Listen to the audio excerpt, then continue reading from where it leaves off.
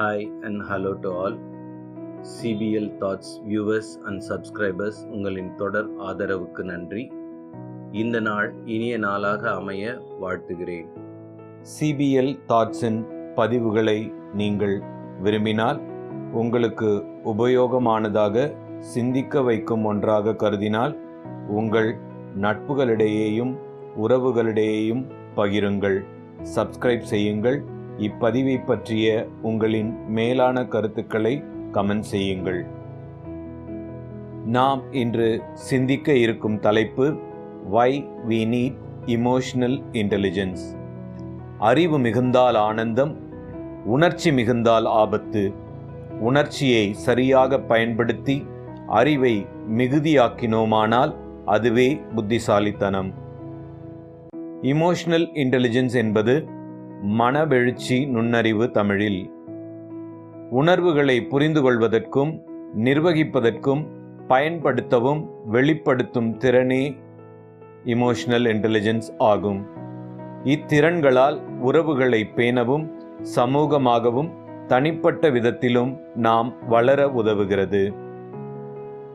Emotional இன்டெலிஜென்ஸின் முக்கிய கூறுகள்: self awareness, தனது உணர்வுகளை புரிந்து கொள்வது, அதை சமாளிப்பது. செல்ஃப் ரெகுலேஷன், தனது உணர்வுகளை கட்டுப்படுத்துவது மற்றும் நிர்வகிப்பது. மோட்டிவேஷன், இலக்கினை அடைவது, தடைகளை தகர்த்து முன்னேறுவது. எம்பதி, சக மனிதரின் உணர்வுகளை தனது உணர்வுகளாக புரிந்து கொள்வது. சோஷியல் ஸ்கில்ஸ், உறவுகளை தொடர்வது, தொடர்ந்து தொடர்பில் இருப்பது, பிரச்சனைகளை தீர்ப்பது.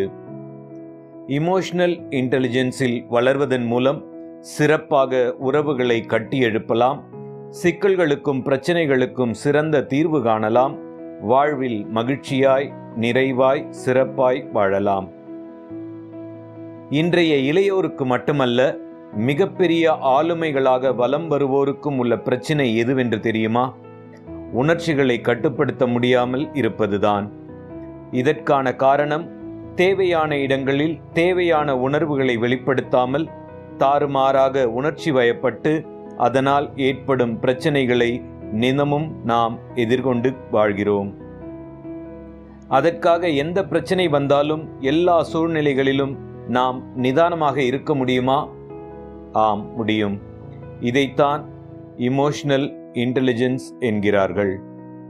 இன்று வாழ்க்கையில் முன்னேற துடிக்கும் பல்லாயிரம் பேருக்கு உணர்ச்சிகளை கட்டுப்படுத்துவது, மன அழுத்தம், மன உளைச்சல், பயம், தூக்கமின்மை இவற்றிலிருந்து எப்படி விடுபடலாம் என ஆராய்ந்து கொண்டே இருக்கிறார்கள்.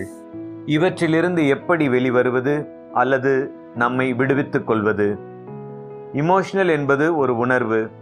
உணர்வுகளை வெளிப்படுத்திவிட்டால் மனம் ரிலாக்ஸ் ஆகிவிடும் என்பதால் நாம் கோபம், சந்தோஷம், துக்கம் என எந்த உணர்வாக இருந்தாலும் வெளிப்படுத்தி விடுகிறோம் உடனேயே. ஆனால் இன்டெலிஜென்ஸ் என்பது அறிவுபூர்வமானது. எதையும் அதன் அடி ஆழம் வரை, வேரின் கடைசி பகுதி வரை சென்று அலசி ஆராய்ந்து முடிவெடுப்பதுதான் அதன் இயல்பு. எந்த பிரச்சனைக்கும் இமோஷனல் மற்றும் இன்டெலிஜென்ஸ் என இரு தீர்வுகள் இருக்கும். இந்த இரண்டுமே எதிரெதிர் திசைகளில் பயணிப்பவை. இடம், பொருள், நபர் தெரிந்து கட்டுப்படுத்த வேண்டிய உணர்வுகளை கட்டுப்படுத்தி வெளிப்படுத்த வேண்டிய உணர்வுகளை வெளிப்படுத்துவதே இமோஷனல் இன்டெலிஜென்ஸ். ப்ரீஃப்ரண்டல் கார்டெக்ஸ் என்பது முன்மூளை. இதுதான் நாம் உடனடியாக முடிவுகளை எடுக்க உதவுவது. விலங்குகளுக்கு ப்ரீஃப்ரண்டல் கார்டெக்ஸ் முன்பக்கம் இருக்கும். குரங்குகளை கவனித்தால் அதன் நெற்றி பகுதி தூக்கி இருக்கும். முன்மூளை பெரிதாக இருப்பதே இதற்கு காரணம். இது மனிதர்களுக்கு சிறியதாயிருக்கும். இதனால் நெற்றி துருத்தி கொண்டிராமல் நேராக இருக்கிறது. அதேபோல் மூளையில் லிம்பிக் சிஸ்டம் என்ற ஒன்று உள்ளது. இதுதான் இமோஷனலையும் இன்டெலிஜென்ஸையும் இணைக்கும் வேலையை செய்கிறது. ஆதலால் தான் நாம் பகுத்தறியும் மனிதர்களாக இருக்கிறோம். இது விலங்குகளுக்கு இல்லை. இமோஷனை கையாள தெரியாதவர்களுக்கு படபடப்பு, கை வியர்ப்பது, மனதில் வேகமாக எண்ணங்கள் தோன்றுவது ஏற்படலாம். இவற்றிலிருந்து விடுபட மூச்சு பயிற்சி செய்யலாம். 1 to 100 வரை மெதுவாக எண்ணலாம். கோபம் வரும்போது திசை திருப்ப தண்ணீர் குடிக்கலாம். ஒரு நபரால் பிரச்சனை வரும்போது அந்த இடத்தை விட்டு நகர்ந்து விடலாம். வேகமாக நடைபயிற்சி மேற்கொள்ளலாம். இசை அல்லது பாட்டு கேட்கலாம். இவற்றையெல்லாம் நாம் செய்யலாம். இமோஷனல் இன்டெலிஜென்ஸ் நமக்கு இருப்பதற்கான அறிகுறிகள் என்ன? எண்ணங்களை கட்டுப்படுத்த முயற்சிப்போம். ஆக்கப்பூர்வமான விமர்சனங்களை ஏற்றுக்கொள்வோம். ஒரு செயலில் ஈடுபடுவதற்கு முன் சிந்திப்போம். எப்போதும் உண்மையாகவே இருப்போம். யாரையும் புகழ தயங்க மாட்டோம். மன்னிப்பு கேட்பதில் நமக்கு எந்தவித பிரச்சனையும் இருக்காது. எளிதாக பிறரை மன்னித்து ஏற்றுக்கொள்வோம். ஆம், நாம் நமது உணர்ச்சிகளை உணரவும் நிர்வகிக்கவும் மற்றும் கட்டுப்படுத்தும் திறன்களை வளர்த்து கொள்வோம். இதனால் சூழ்நிலைக்கு ஏற்றவாறு சிந்திக்கவும் செயல்படவும் கற்றுக்கொள்வோம்.